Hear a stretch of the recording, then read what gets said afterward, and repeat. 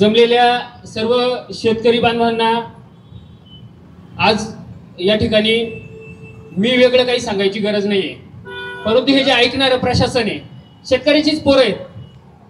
त्यांच्याशी बोलताना आम्हाला लक्षात येतं कुठल्याही अधिकाऱ्याला भेटल्यावरती या प्रश्नाची धग काय झळ काय ते त्यांना कळतंय, त्यामुळे ते आपल्याला सगळं सहकार्य करतायत. परंतु शहरात राहणारा जो वर्ग आहे किंवा माझ्या अगोदर बोलताना अवताडे साहेब म्हणाले की काही इतर व्यक्तीही म्हणाले की ज्याच्या घरी शेळीचं शेपूट नाही तो शेतकऱ्याला आज गोभक्ती शिकवायला निघालाय. म्हणजे जो शेतकरी दररोज रक्त आटून घाम गाळून गाईला पाळतो पोसतो, ज्याच्या डीएनएत गोसेवा आहे, त्याला हे तथाकथित गोभक्त, ते गोभक्त नाही येत ते गो, आता त्याला शब्द भयंकर मला सुचत आहेत कारण की मला जे काही 2 दिवसात पुरावे मिळाले सगळे, तर ते गोभक्षकच म्हणायचं होतं मला, पण मी थांबून घेतलं. खरे ते गोभक्षक आहेत, शेतकरी भक्षक आहेत. पुरावे मी तुम्हाला आता सांगणारच आहे, बोलताना ते सगळे पुरावे मी तुम्हाला देणारच आहे.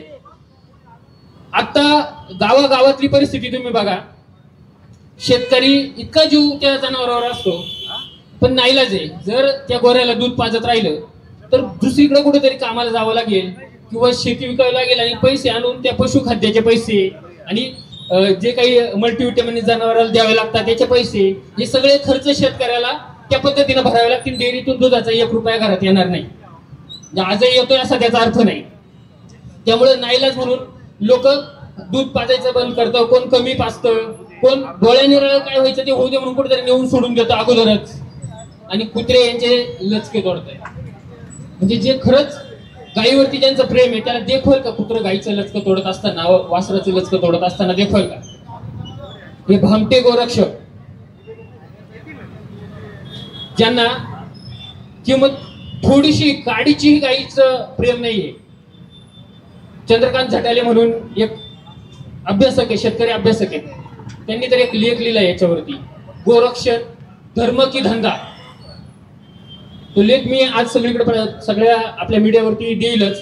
म्हणजे कशा पद्धतीने सगळं स्कॅन्डल चालतंय देशभर. जिथं जिथं गोवंश हत्याबंदी कायदा झालाय तिथं तिथं हे किती मोठं रॅकेट आहे की शेतकऱ्याच्या गायी लुटायच्या. तर ते कसं आहे ते सविस्तर मी पुराव्यासोबत सांगेन. त्याच्या अगोदर एकदा परिस्थिती मी सविस्तर सांगतो. शेतकरी काय करतो बिचारा, ते देखवत नाही म्हणून डोळ्या निराळा नेऊन ते वासरून कुठेतरी सोडून देतो किंवा मेलं की गावात कुठेतरी वड्याला नेऊन टाकतो. जसं माझ्या अगोदर एका वक्त्यांनी सांगितलं की गावागावात ठिकठिकाणी, हे एका गावात एका ठिकाणी नाही हा, प्रत्येक मळ्यात एका ठिकाणी 4-4 ठिकाणी वासरं मेलेले नेऊन टाकायच्या जागा झाल्यात. ते सडलेत, खुजलेत, वास सुटलाय, रस्त्याने जावत नाही तिथनं. आरोग्यावरती त्याचा किती भयंकर परिणाम होणार आहे. शेतकऱ्याच्या मानसिक आरोग्यावर किती परिणाम होतोय की आपण ज्याच्या आपल्या समोर जीव तळतळत मरतोय म्हणून. 2 मिनिटात कंप्लेंट नोंद होती, कुठली शहनिशा न करता. कस काय होती हा?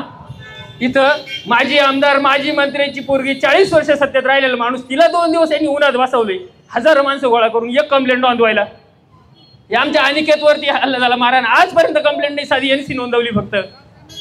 हा ऐका, गोऱ्यांचाच प्रश्न आहे, तुम्हाला समजून नाही राहिलं, तुम्ही ऐका, तेच सांगू राहिलो मी. तर ही कंप्लेंट नोंदवून घ्या का नाही लगेच? कंप्लेंट नोंदवल्यावर गाया जाते कुठं? गाडीतल्या गोशाळेत. कायदा आहे का नियम आहे का असा? कंप्लेंट नोंदवल्यावर लगेच पाठवा. शेतकऱ्याला सांभाळू नाही, त्याच्या गाई तो सांभाळील. ते कोण पाहतं? शेतकरी चंदी चारा पाणी वैरण जीव होती, तो रक्त आठवत होती गाई सांभाळायला. तिथं गेली 2 दिवसात गायच्या हाडकं दिसत्या, परत हाडकं वर म्हणजे ते दिसू नये त्याच्यासाठी जे काही करावं लागतं ना ते महिने करून ती काही परत सुधरत नाही एकदा बसल्यावर.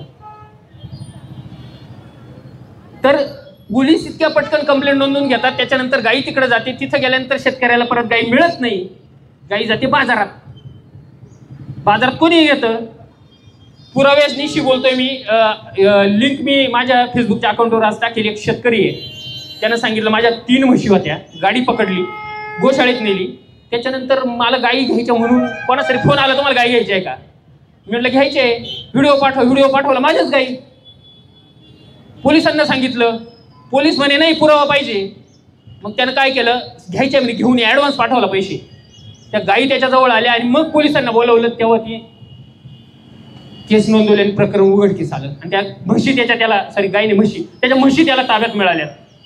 युट्यूबला तुम्ही शोधलं हजारो प्रकरणं मिळतील. जसे शेतकऱ्याच्या पोराला मी सांगितलंय ना, तसं शहरात एक लय मोठा वर्ग आहे का ज्याचं जो त्या गाईचं ऋण मानतो, त्या गाईचं दूध आपण पितो म्हणून त्याचं ऋण मानतो, व्यापारी वर्ग आहे, कामगार वर्ग आहे, छोटे छोटे टपरीवाले आहेत, त्यांनी ना आपले तिथं छोटे छोटे बॉक्स ठेवले गोरक्षा गोशाळेसाठीचे. बिचारा रुपया कमावला त्यातले 2 पैसे का ना त्या पेटीत रोज टाकतो भावनेनं की गाईला जाऊ राहिलेत आपले. आमचे विकास गुंजाळ आणि आम्ही एक प्रवीण शिंदे पण आहेत, आता BBCचं काम करतात ते, आम्ही सोबत एक प्रोजेक्ट सुरू केला होता. आम्ही शेतकऱ्याचं दूध घरपोच शहरात द्यायला सुरुवात केली होती. शिकतच होतो आम्ही तेव्हा. शिकत असल्यामुळे बऱ्याच आले आम्हाला ते थांबावं लागलं. परंतु इथं अर्बन बँकेच्या पाठीमागं एक कुटुंब होतं. ते मावशींनी एक दिवस 50 रुपये दिले. म्हणलं मावशी कशाची? म्हणे ते गाईला चारा घाला तुमच्या. म्हणलं आम्ही घालतोच, त्याला कशाला पैसे पाहिजे? नाही म्हणे माझ्या वतीनं घाला, हे त्या गाईला माझा चारा जाऊ. असे शहरात एक मोठा वर्ग आहे का ज्यांचं गाईवरती प्रचंड प्रेम आहे. त्या लोकांबद्दल मला लय आदर आहे. परंतु त्या लोकांना पण माझे आव्हान आहे, जो तुमच्या घामाचा 1 रुपया 2 पैसे तुम्ही पेटीत टाकीत्या ना, त्याचा जाब विचारा. जाब कुठं जातो तो विचारा. ज्या दिवशी तुम्हाला कळेल ना त्याचं काय होतं, तुम्ही त्या पेट्या उखडून फेकाल आणि ते पैसे नेणाऱ्यांची कान हाणाल. इतकं धडधडीत सूर्यासारखं सत्य आहे हे सगळं. या सगळ्या परिस्थितीत हे सगळं सांगत असताना हे जे गावातल्या भावाला, शहरातल्या आपल्या गोप्रेमी माणसाला हे आव्हान केल्यानंतर मी आता शेतकऱ्यांना आव्हान करतोय. हे आज जे जमले झाडाचे शेतकरी, आपलं पण काम आहे आता. आपल्या गावातला भाऊ जो दुसरा शेतकरी, सगळ्यांना सांगायचं, आज जर जागे झालो नाही तर खरोखर अजिबात अतिशोक्ती नाही, विदर्भ मराठवाड्यातल्या शेतकऱ्यासारखं आपल्याला फाशी घ्यावी लागणार. आपण कितीही 4 चाकी गाड्या उडवल्या, कितीही शहाणपणा केला, सदाभाऊंना जसं अनिकेत म्हणलं की प्रगतिशील शेतकरी, सदाभाऊंनी काच प्रगतिशील शेतकरी, कारण त्याचा डोंगर आहे, प्रत्येकाच्या बुडाखाली अंधार आहे. आज जागे झालो नाही तर प्रत्येकाला आपल्यावरती आत्महत्या करायची, फाशी घ्यायची वेळ येईल. सांगण्यासारखं फार काही आहे. आता फार वेळ झाला आहे, वेळ माझ्याकडे आता कमी आहे शेवटी मी बोलत असल्यामुळं. परंतु मुख्य भूमिका सांगणं फार महत्त्वाचं होतं. ती भूमिका सांगितल्यानंतर आपण मागणी काय करतोय, मागणी करताना आपण सरकारला सांगतोय, पण त्याची किंमत एकट्या शेतकऱ्यानं का मोजायची? त्याची किंमत सगळ्यांनी मोजली पाहिजे. सरकारनं गोशाळा वाढवा, आणखी काय करायचं ते करा, परंतु हे सगळे जनावरं सरकारनं जमा करून घ्यावेत. जे शेतकऱ्याला म्हणजे जर्शी गोरे असतील किंवा भाकड झालेल्या गायी असतील, ते जमा करून त्याचं मूल्य शेतकऱ्याला द्यावं. सरकार पैसे देतं म्हणजे सरकार काही दुसरी कुंकडून देत नाही, शेतकऱ्याने भरलेला टॅक्स पण त्याच्यात आहे. त्यामुळे शेतकरी सांभाळणार, पण एकटा शेतकरी का, आपण सगळे सांभाळू ना. आपल्या सगळ्यांचं प्रेम आहे ना गायीवर. यात पुढे जाताना आता हे झाली भूमिका, ही झाली सध्याची परिस्थिती. परंतु यातला पुढचा मुद्दा तुम्हाला मी सांगतो, सगळ्यात महत्वाचा. तो मुद्दा सांगण्याच्या आधी मला एका शेतकऱ्याला स्टेजवर बोलायचं आहे. आळे फाट्यावरनं ते शेतकरी आज इथं आलेत. गणेश पाडेकर म्हणून शेतकरी आहेत का आता इथं? गणेश पाडेकर म्हणून शेतकरी आहेत. मी गणेश पाडेकरांना विनंती करतो की त्यांनी एकदा स्टेजवर यायचंय. त्यांच्या बाबतीत व त्यांच्या गायी गोशाळेत नेल्या होत्या, त्यांच्या गायी गोशाळेत नेल्यानंतर काय झालं होतं तर ते आपल्याला सांगणार आहेत. आणि मग मी पुढचं बोलतो, कारण की मला पुढचं जे बोलायचं आहे ते बोलण्याआधी हा पुरावा देणं गरजेचं आहे. तर गणेशजी, तुम्ही तुमचा अनुभव एकदा सगळ्या शेतकऱ्यांना सांगा. माझ्या 11 गायी गोशाळेत गेल्या होत्या. मी एक 8 दिवसानंतर गोशाळेत गेलो तर तिथं 3च गायी होत्या. गाभण गायी नव्हती, त्याच्यातली 12 गाया होत्या टोटल. त्या संस्थेचं 1 लिटर सुद्धा संकलन नाही. तिथं आमच्या भागातनं रोज 100, 150, 200 वासरं येतात. आमच्या इकडनं कमीत कमी 500 ते 1000 रुपयांनी हे गोरक्षक वासरं घेतात, इथं जमा करतात, गोशाळेला पैसे जमा करते नाही. हा सगळा संयम भोंगळा कारभार चालू.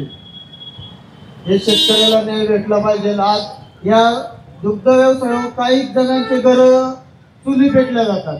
शेतकऱ्याचा दुसरा ऑप्शन नाही, कोणत्याच मालाला बाजार नाही, काय नाही. खूप बिकट अवस्था निर्माण झालेली. बोल तुम्ही पुढं. आता ह्या 8 गायी गेल्या पुढं आहे का तथाकथित गोरक्षक बजरंग दलवाले यांच्याकडे याचं उत्तर आहे का? गोशाळेवाले यांच्याकडे याचं उत्तर आहे का? माणूस तिथं गेल्यानंतर त्या गायी नाहीत. हे एक उदाहरण झालं. प्रत्यक्ष माणूस समोर बोललाय. माझ्याकडे कागद आहेत, सुप्रीम कोर्टात निकाल लागले की त्या शेतकऱ्याचे जनावरं परत करा, त्या व्यापाऱ्याचे जनावरं परत करा. पण व्यापारी तिथं गेला, जनावरं मिळाले नाहीत. संगमनेरचीच गोशाळा घेऊ, देशभर ही स्थिती. मी संगमनेरचं उदाहरण सांगतोय. इथे तिथे देशभर ती स्थिती आहे. ह्या गोशाळेची क्षमता किती आहे, इथं जनावर किती आहे, साधारणतः एक तुम्हाला सांगतो, आपल्या तालुक्यातले भाकड जनावर जमा झालेले, जुन्नर आंबेगावमधून आलेले गोरे, आपल्या तालुक्यातून झालेले गोरे, असा सगळ्याचा हिशोब केला. ज्या दिवशी पुरावे हातात येतील त्या दिवशी गायीच्या कत्तली करणारे कोण आहेत, आपल्याकडून भावनेच्या आधारावरती. म्हणजे तुम्हाला सांगतो मी, ते बजरंग दलाचं गावात पोरग काम करतं त्याचा दोष नाही, आपल्या पोराचा दोष नाही, त्याच्या डीएनएत गोभक्ती हो. त्याला वाटतं गाय वाचली पाहिजे म्हणून ते पळतं गाड्या जाळायला, पण त्याच्या वरती जे बसलेले बोक आहेत ना, त्यांची जाण त्याला नाहीये, त्या पोराला त्यांची ओळख नाहीये. शेतकऱ्याच्या पोरांना मी आव्हान करतो या निमित्तानं, बाबांनो तुम्ही आजपासून एक करायचं, जशी गाडी ऑडिट होते ना, गोशाळेत जाऊन बसायचं, रोज ऑडिट करायचं. तर खरे गोभक्त असाल ना, तर लबाड भामटे असाल तर भडव्यांना तोड दाखवायचं नाही, घरी सुद्धा, आई बापाला सुद्धा. आणि ऑडिट करायचं, आलेलं प्रत्येक जनावर जातोय कुठं, बरोबर आहे का नाही बाबा? खाता येईपर्यंत 1 महिना 1.5 महिना दूध पाजता, आणि खाता यायला लागला की कुठं तरी नेऊन सोडून देत आहे. ते सोडताना त्याच्या डोळ्यात पाणी असतं, काय आनंद नसतो फार, परंतु पर्याय नाही सोडेल तर करेल काय, त्याला खाऊ पिऊ कुठून घालेल. आता हे जे गोरे सोडलेत, हे कुठं सोडलेत, डोंगराला, वड्याला, नाल्याला, रस्त्यात. त्या दिवशी कुणीतरी इथं जाणताराच्या मैदानावर आणून पिकअप खाली करून पळून गेलेत. अजिबात त्या शेतकऱ्याची काही चूक नाहीये. म्हणजे बेवारस जनावर सोडलं तर तुमच्याकडे अॅनिमल क्रुएल्टी कायदा आहे, अरे ह्या शेतकऱ्याला बेवारस सोडले त्याचं काय? म्हणजे एखादा ह्युमन क्रुएल्टी कायदा केला तर त्याच्यात सगळ्यात खालच्या स्तराचं जीवन कोण जगतं, ते शेतकरी जगतो, हे आपल्याला पाहायला मिळेल. या वासरांची ज्यावेळेस वाढ होईल, मोठे वळू तयार होतील. आपल्याला माहिती, पूर्वी गावात देवीला गायी सोडलेली असायची, तिचा एखादा वळू असायचा, तो एक वळू अख्ख्या गावाला आम्ही सरकारी कार्यालयावर आणून सोडू. म्हणजे लोकांच्या मनात राग का आमदाराचा? कारण की आमदार तिकडे सभागृहात बोलू राहिलाय ना शेतकऱ्यांच्या विरोधात ह्या विषयावरती. आणि बरोबर आहे, या मित्रांनी सांगितलं, आमदार त्या सगळ्यांचा नेता आहे, पालन पोषण करताय. आणि हे स्कॅन्डल कसं चालतं तुम्हाला मी सांगतो. तुम्हाला माहिती आहे, आपल्या तालुक्यात खाली तर तुम्हाला यावंच लागेल, आमचं निवेदन घ्यावंच लागेल. प्रांत साहेब खाली या. मी पुन्हा विनंती करतो, जे कोणी प्रशासकीय लोक असतील, प्रांत साहेबांच्या